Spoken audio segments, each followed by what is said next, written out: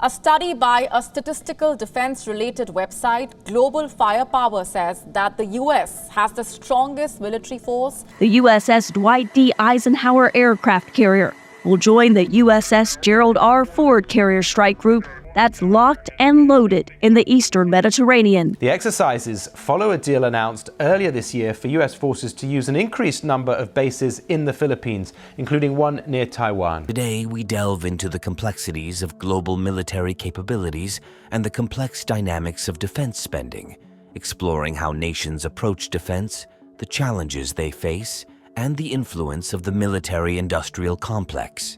Stay tuned as we dissect the intersection of geopolitics, innovation, and economics in the realm of national security. At its core, every military possesses defensive capabilities aimed at protecting its homeland from external threats. Take Iceland's armed forces, for instance, consisting of 4 ships, 1 airplane, 3 helicopters, and 4 radar stations, all operated by the country's Coast Guard. Apart from a small paramilitary peacekeeping unit comprising volunteers, Iceland has minimal capacity for overseas deployment. In fact, its constitution lacks a mechanism for declaring war. Some militaries enhance their defensive capabilities with limited expeditionary capabilities, enabling them to conduct small-scale operations abroad.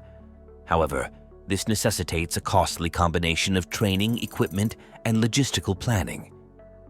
Unlike domestic capabilities, which can be permanent and stationary, expeditionary capabilities must be temporary and mobile, ranging from missile firing to providing meals, thereby significantly increasing costs and complexity.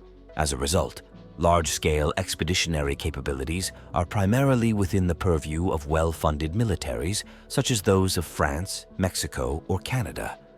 However, the U.S. military stands apart with its unique strategic posture.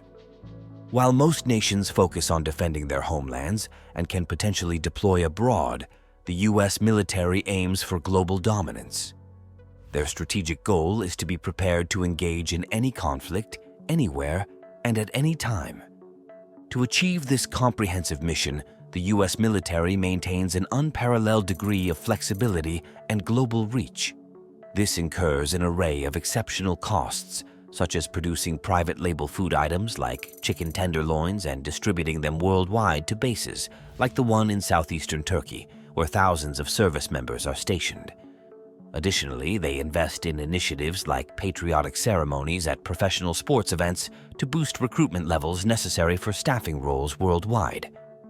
Moreover, the U.S. military invests in cutting-edge technologies like bipedal humanoid robots to handle mundane, hazardous, or challenging tasks, believing that such advancements will provide a competitive edge in future conflicts. These costs continue to escalate, spanning the globe and encompassing a wide range of expenditures. From a spatial and logistical perspective, achieving global coverage poses monumental challenges and comes with significant expenses. Adding to this complexity is the temporal aspect, which involves ensuring that the right soldiers equipped with appropriate weapons and technology are strategically positioned. This requires proactive planning and a predictive approach to anticipate future warfare scenarios and adequately prepare for them. Consider the USS Freedom, a groundbreaking naval vessel commissioned in 2008. Despite its relatively modest size of just under 400 feet or 120 meters, this ship boasts intricate design features and cutting-edge technology. Its development spanned 2 decades, involving extensive planning, research, development, contracting, and commissioning, a testament to the immense dedication of time and resources invested in its creation. The concept of the literal combat ship emerged in the 1990s with a vision of leading the American Navy for the next 50 years. As the Cold War drew to a close, the U.S. Navy found itself with an excess of warships tailored for open-sea combat. With the absence of a comparable adversary, the U.S. emerged as the sole naval superpower, necessitating a shift in fleet composition to address emerging threats such as piracy, terrorism, and illicit trafficking along coastal regions. Thus, the literal combat ship was conceived to meet the need for a nimble, fast, and adaptable vessel capable of operating effectively in diverse coastal environments where warfare often takes asymmetrical forms. To address the evolving naval landscape, Navy officials proposed two concepts: the DD-21, a larger vessel suited for coastal waters, and the Street Fighter, a smaller, sleeker, and more cost-effective option. The Street Fighter concept garnered more favor initially due to its smaller crew requirement, speed, stealth capabilities, and adaptability through modular design. Private contractors, including General Dynamics and Lockheed Martin, were tasked with actualizing these concepts after in-house efforts proved challenging. By 2000, the Street Fighter remained a concept, prompting the Navy to engage private contractors for production. However, budget overruns led to cancellation of contracts for the second ship from each contractor by 2009. Originally estimated to cost between $150 to $225 million per unit, the actual cost doubled, posing a challenge as the LCS was integral to the Navy's modernization plans. Despite setbacks, the LCS remained crucial in the Navy's fleet modernization, with plans to acquire a substantial number to replace aging minesweepers and frigates. Rather than sticking to a single class of LCEs, the Navy proposed a dual award strategy to Congress, offering each company a 10-ship contract over 5 years to promote competition and meet demand quickly. As a general principle in shipbuilding, a vessel can prioritize range, speed, or payload, but typically cannot excel in all three simultaneously. With speed being a primary requirement, both General Dynamics and Lockheed Martin had to make strategic choices and compromises to achieve high speeds of up to 44 knots, surpassing conventional Navy ships by 10 to 15 knots. The Independence class opted for a unique aluminum trimaran hull design, while the Freedom class, designed by Lockheed Martin, utilized a more traditional steel monohull but introduced innovations in the drivetrain system, employing a complex combining gear to link diesel engines with gas turbines. However, both designs encountered challenges. Aluminum hulls proved susceptible to brittleness, particularly at speeds exceeding 15 knots or in rough seas. Similarly, the complex combining gear in the Freedom class suffered from maintenance issues, as critical components were deeply embedded within the ship, requiring Lockheed engineers to diagnose and resolve problems, causing delays and operational disruptions. Furthermore, there were concerns about survivability. Despite being designated as combat ships intended to achieve Level 1 survivability, capable of sustaining operations after an underwater explosive attack, the LCS program faced setbacks. In 2010, amidst efforts to secure congressional approval for additional ships, the Navy acknowledged that the existing vessels had not met Level 1 survivability standards, indicating a significant shortcoming in the program. In the haste to deploy these ships, little attention was given to ensuring the functionality of all ship modules. Subsequent testing revealed significant issues. For example, the anti-submarine warfare module's reliability was compromised due to the ship's inherent noise, making it difficult for the sonar to detect other sounds. Similarly, the Mine Countermeasures mission package, reliant on onboard sensors and an unmanned influence sweep system, faced numerous delays, breakdowns, and false alarms. What was envisioned as a highly adaptable vessel capable of surface combat, submarine hunting, and mine sweeping has essentially become a gunship vulnerable to damage. Despite these challenges, as of 2023, the U.S. Navy has procured 30 LCSs. These vessels have encountered breakdowns at sea, collisions with Panama Canal walls, winter entrapment in ice-covered waterways like the St. Lawrence River, and have undertaken only minor missions. Moreover, each ship has cost approximately $500 million to construct. What was once hailed as the future of naval warfare, the literal combat ship, has proven to be a significant disappointment, a reality the Navy has reluctantly acknowledged by decommissioning or planning to decommission 9 of these vessels. The literal combat ship, LCS, has failed to meet expectations, representing just one example of a decades-long development project that has faltered. Boeing Sikorsky's Comanche helicopter, initiated in 1991, consumed $7 billion over 10 years, yet only produced 2 prototypes. Similarly, America's first stealth destroyer, the Zumwalt, faces challenges with its gun and missile systems, and its guided shells are prohibitively expensive at $800,000 each. Despite high hopes, the Zumwalt project was terminated after constructing only 3 ships. Perhaps most notably, the F-35 Joint Strike Fighter, billed as a cutting-edge, adaptable aircraft, has encountered numerous technical glitches and budget overruns over 2 decades, with costs ballooning by 89% from initial predictions. Such failures extend to numerous other multi-billion-dollar projects. While setbacks are expected in endeavors to shape the future of warfare, the magnitude and frequency of these failures seem to be increasing. The Department of Defense typically relies on 5 companies: Lockheed Martin, Northrop Grumman, Boeing, and General Dynamics for major military contracts. These companies, except Boeing, derive the majority of their revenue from U.S. or allied military contracts, which require U.S. government approval. Lockheed Martin, for instance, generates 71% of its revenue from the U.S. government, equating to $47.5 billion annually. In comparison, this revenue surpasses that of many government agencies, making Lockheed Martin one of the largest recipients of U.S. government funds. Unlike government agencies, Lockheed Martin profits substantially from these contracts, earning nearly $1 billion per month. Traditionally, military might rely on human strength, but advancements in technology have transformed warfare. Aircraft, in particular, have emerged as a significant non-military technology with military applications, marking a pivotal shift in the nature of conflict. Before and during World War I, several emerging aerospace companies secured modest contracts with the U.S. military, resulting in annual production counts ranging from dozens to hundreds of aircraft. However, World War II brought about a significant shift in demand.